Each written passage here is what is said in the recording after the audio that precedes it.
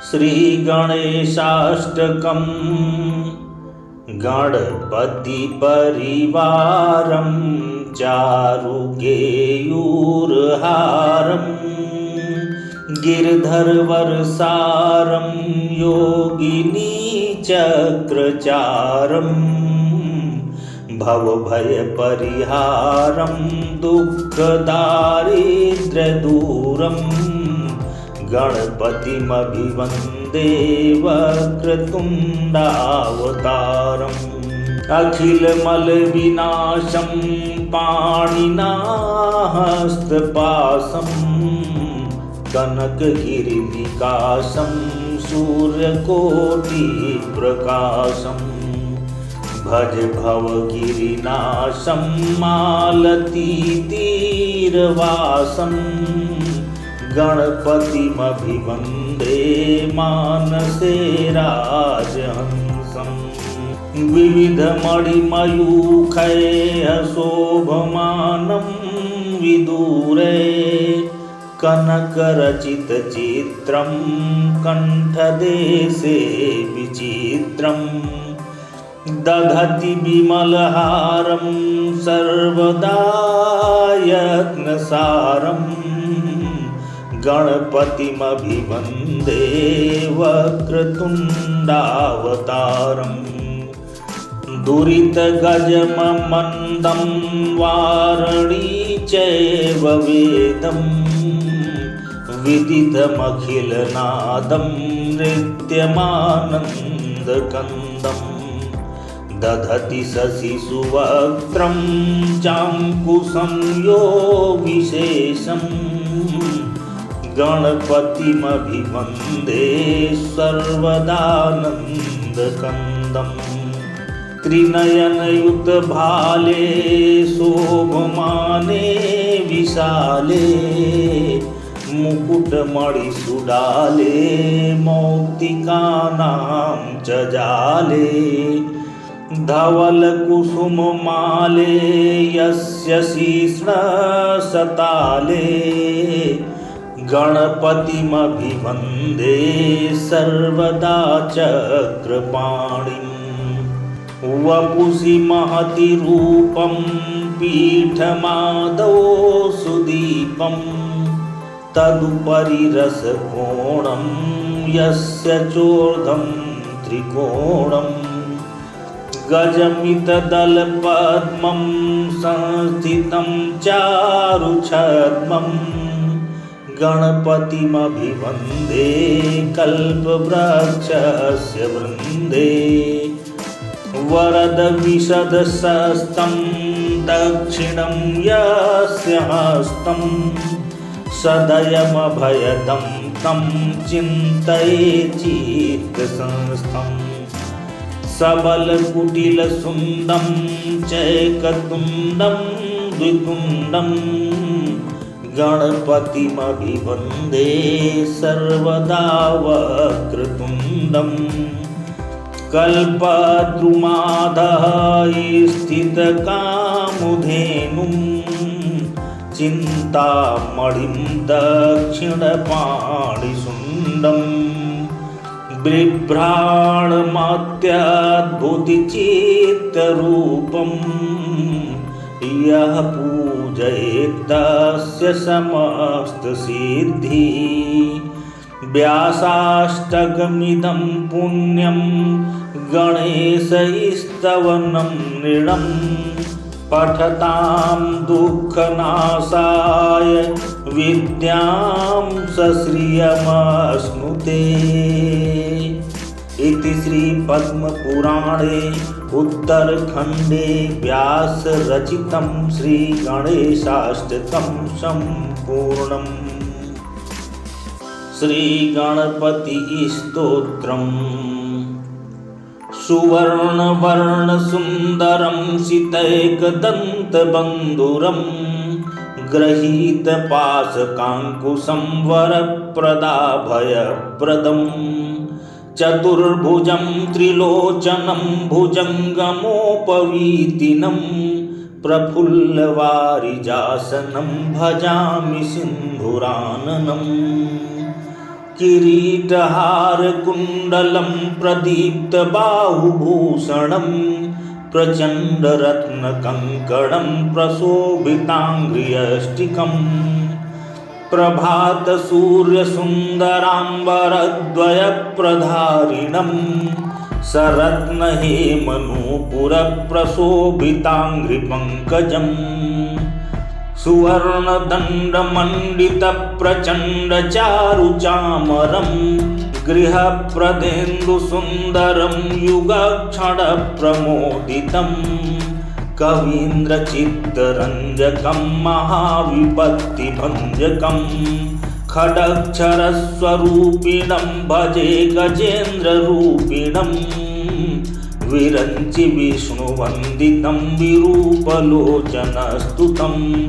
गिरीशदर्शनेच्छया समर्पितं पराम्बया निरन्तरं सुरासुरैः सुपुत्रवामलोचनैः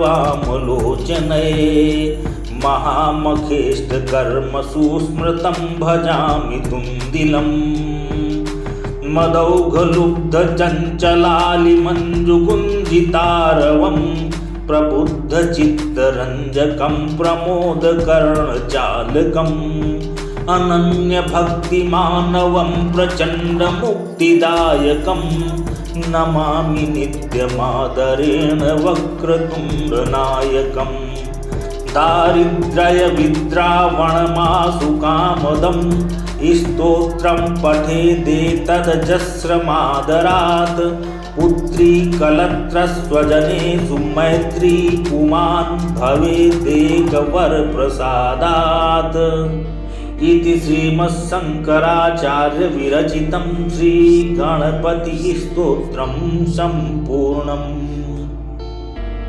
श्रीगणेशपञ्चरत्नस्तोत्रम् मुदाकरात्तमोदकं सदा विमुक्तिसाधकं कलाधरावतंसकं विलासिलोकरञ्जकम् अनायकैकनायकं विनाशिते भदैत्यकं नताशुभाशुनाशकं नमामि तं विनायकम् न ते तराति भीकरं नवोदितार्कभास्वरं नमत्सुरारिनिर्जरं नताधिकापदोद्धरम् सुरेश्वरं निधीश्वरं गजेश्वरं गणेश्वरं महेश्वरं तमाश्रये परात्परं निरन्तरम् समस्तलोकशङ्करं निरस्तदैत्यकुञ्जरं दरेतरोदरं वरं वरे भवग्रमक्षरम् कृपाकरं क्षमाकरं मुदाकरं यशस्करं मनस्करं नमस्कृतां नमस्करोमि भास्वरम् अकिञ्चनार्तिमार्जनं चिरन्तनोक्तिभाजनं पुरारिपूर्वनन्दनं सुरारिगर्वचर्वणम् प्रपञ्चनाशभीषणं धनञ्जयादिभूषणं कपोलदानवारणं भजे पुराणवारणम् नितान्तकान्तदन्तकान्तिमन्तकान्तकात्मज मचिन्त्यरूपमन्तहीनमन्तराय कृन्तनं हृदन्तरे निरन्तरं वसन्तमेव योगिनां तमेकदन्तमेव तं विचिन्तयामि सन्ततम् महागणेशपञ्चरत्नमादरेण यो नवं प्रगायति प्रभातके हृदि स्मरन् गणेश्वरम् अरोगतामदोषतां सुसाहितीं सुपुत्रतां समाहितायुरष्टभूतिमभ्यपैति सोचिरात् इति श्रीमत्शङ्कराचार्यकृतं श्रीगणेशपञ्चरत्नस्तोत्रं सम्पूर्णम्। श्रीगणपति नमस्कारः।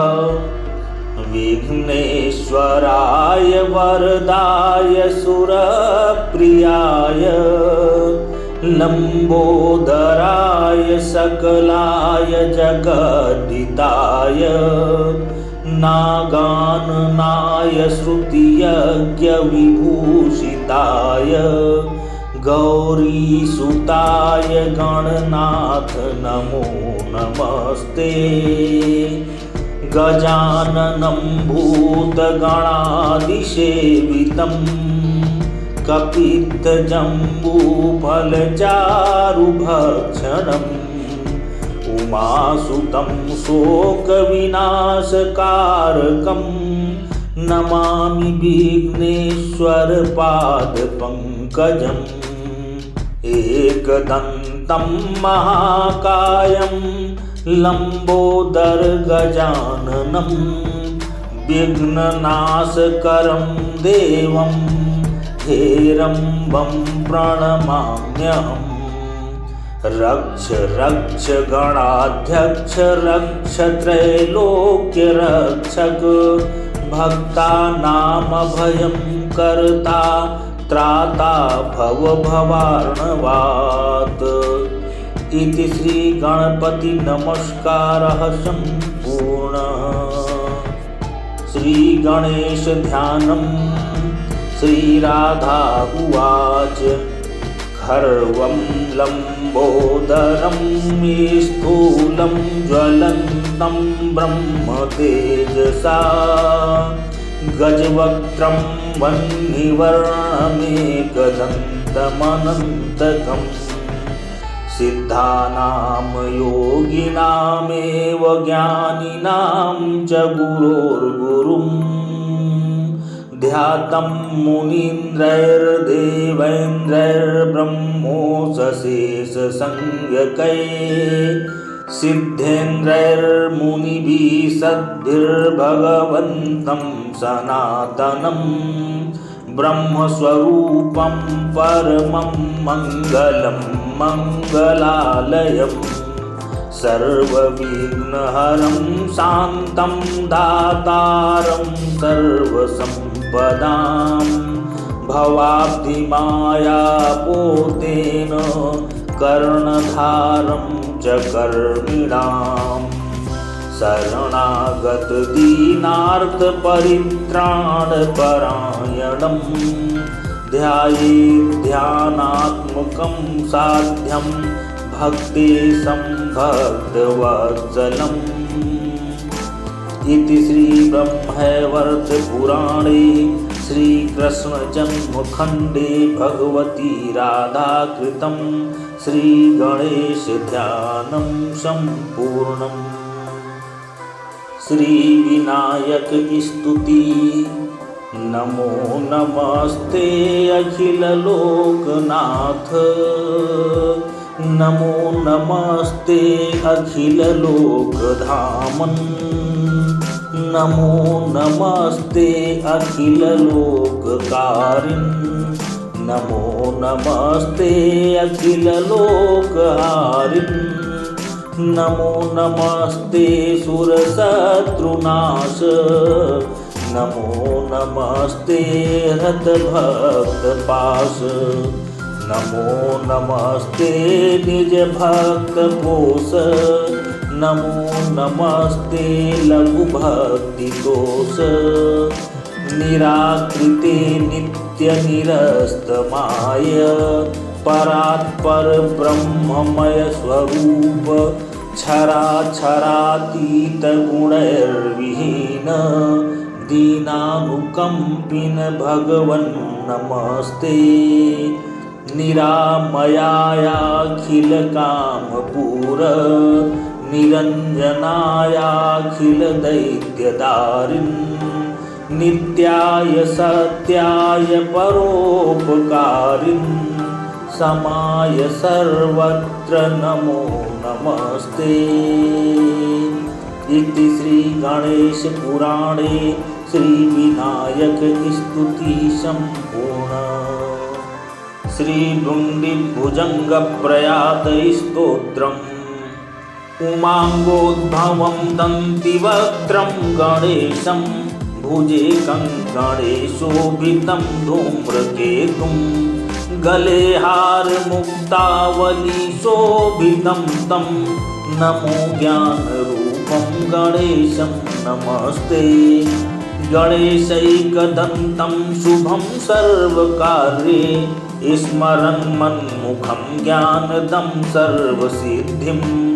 मनश्चिन्तितं कार्यसिद्धिर्भवेत्तं नमो बुद्धिकान्तं गणेशं नमस्ते। कुठारं धरन्तं कृतं विघ्नराजं चतुर्भिर्मुखैरेकदन्तैकवर्णम्। इदं देवरूपं गणं सिद्धिनाथं नमो भालचन्द्रं गणेशं नमस्ते। शिरः सिन्दूरं कुङ्कुमं देहवर्णं शुभे भाधिकं प्रीयते विघ्नराजं। महासङ्कटच्छेदने धूम्रकेतुं नमो गौरीपुत्रं गणेशं नमस्ते। यथा पातकं छेदितुं विष्णुनाम तथा ध्यायतां शङ्करं पापनाशम्। यथा पूजितं खण्मुखं शोकनाशं नमो विघ्ननाशं गणेशं नमस्ते। सदा सर्वदा ध्यायतामेकदन्तं सदा पूजितं सिन्दूरारक्तपुष्पै। सदा चर्चितं चन्दनै कुङ्कुमाक्तं नमो ज्ञानरूपं गणेशं नमस्ते। नमो गौरीदेहमलोत्पन्नतुभ्यं नमो ज्ञानरूपं नमासिद्धिपं तं। नमो ध्यायतामर्चतां बुद्धिदं तं नमो गौर्यपद्यं गणेशं नमस्ते। भुजङ्गप्रयातं पठेद्यस्तु भक्त्या प्रभाते नरस्तन्मयेकाग्रचित्तः। क्षयं यान्ति विघ्ना दिशा शोभयन्तं नमो ज्ञानरूपं गणेशं नमस्ते। नमो ज्ञानरूपं गणेशं नमस्ते। इति श्रीगुण्डिभुजङ्गप्रयातिस्तोत्रं सम्पूर्णम्।